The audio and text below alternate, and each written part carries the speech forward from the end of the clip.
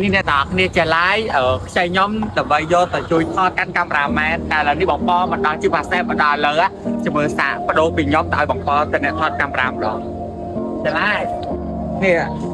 បដូរពីខ្ញុំឲ្យបងប៉ថតវិញបានអត់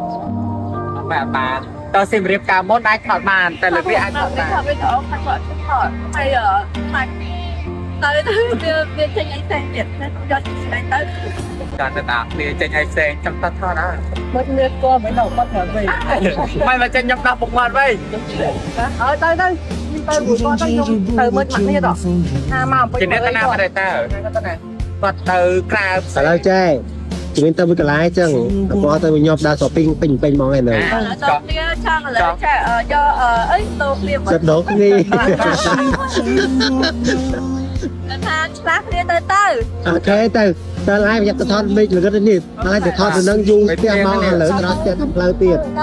ទៅបែបម៉េ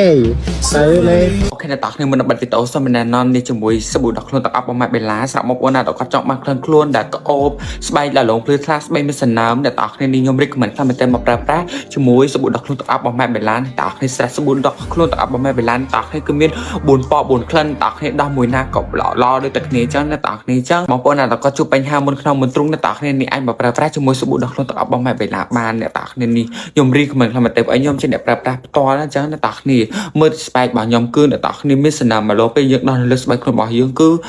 ក្លិនដូចទឹកអាមចឹងអ្នកតាគ្នាចប់24ម៉ោងចឹងអ្នកតាគ្នានេះខ្ញុំរីកមិនខ្លះមែនតែអ្នកតាគ្នាបើចង់បានក្លិនខ្លួនឬក៏ស្បែកខ្លួនដែលក្អូបអ្នកតាគ្នាក៏ផ្លេចប្រែជាមួយសាប៊ូដកខ្លួនទឹកអប់របស់ម៉ែបេឡា